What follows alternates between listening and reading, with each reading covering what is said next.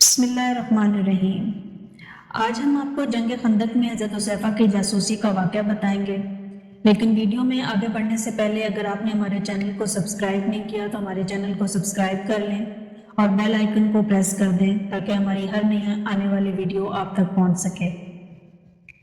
بیان کیا جاتا ہے کہ حضرت حذیفہ بن یمان رضی اللہ تعالیٰ عنہ سے ایک شخص نے جو کوفے کے رہنے والا تھا کہا کہ اے ابو عبداللہ، تم بڑے خوش نصیب ہو کہ تم نے رسول اللہ صلی اللہ علیہ وسلم کو دیکھا اور ان کی مجلس میں بیٹھا کرتے تھے، تو تم کیا کیا کرتے تھے؟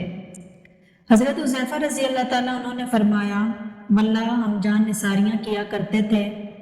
نوجوان فرمانے لگا، سنیے چچا، اگر ہم حضور اکرم صلی اللہ علیہ وسلم کے زمانے کو پاتے تو واللہ آپ کے پاؤں بھی زمین پر رکھنے نہ دیتے۔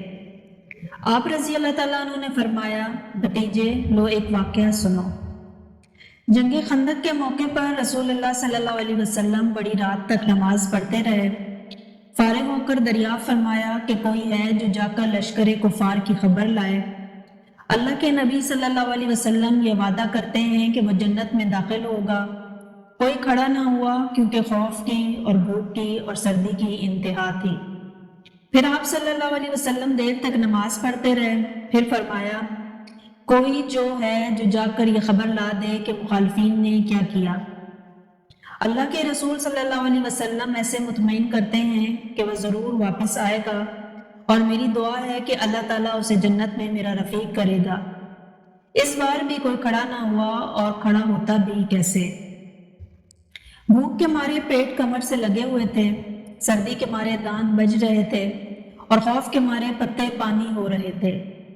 بالآخر میرا نام لے کر رسول اللہ صلی اللہ علیہ وسلم نے آواز دی، اب تو کھڑے ہوئے بغیر چارہ ہی نہیں تھا۔ فرمانے لگے، حذیفہ تو جا اور دیکھ کہ وہ اس وقت تک کیا کیا کرتے رہے ہیں، دیکھ جب تک میرے پاس واپس نہ پہنچ جائے کوئی نیا کام نہ کرنا۔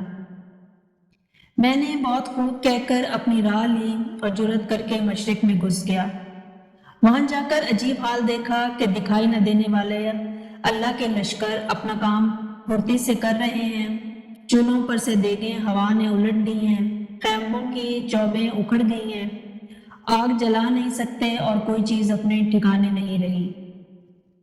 اسی وقت ابو سفیان کھڑا ہوا اور بآواز بلند آواز میں کہنے لگا، اے قریشیو، اپنے اپنے ساتھی سے ہوشیار ہو جاؤ، اپنے ساتھی کو دیکھ بھال لو، ایسا نہ ہو کہ کوئی غیر کھڑا ہو۔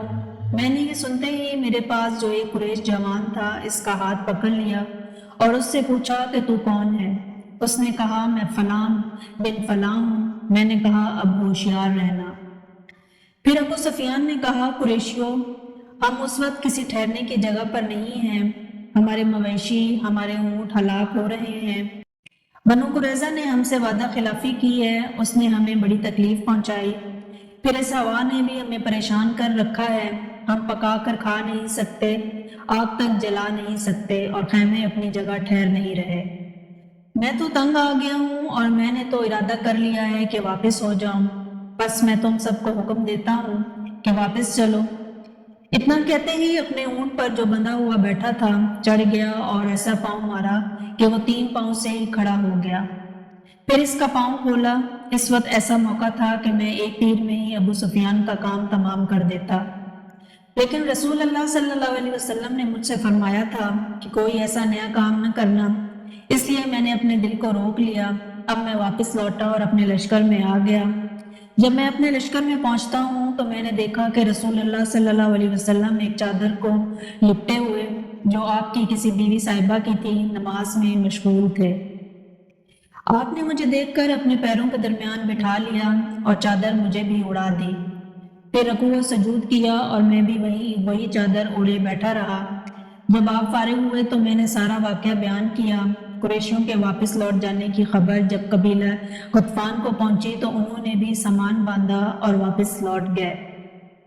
روایت میں ہے کہ حضرت حذیفہ رضی اللہ تعالیٰ عنہ فرماتے ہیں کہ جب میں چلا تو باوجود کڑاکے کی سردی کی قسم اللہ کی مجھے یہ محسوس ہوتا تھا کہ گویا میں کسی گرم حمام میں ہوں۔ اس میں یہ بھی ہے کہ جب میں لشکر کفار میں پہنچا اسی وقت ابو سفیان آگ سلگائے ہوئے تاپ رہا تھا۔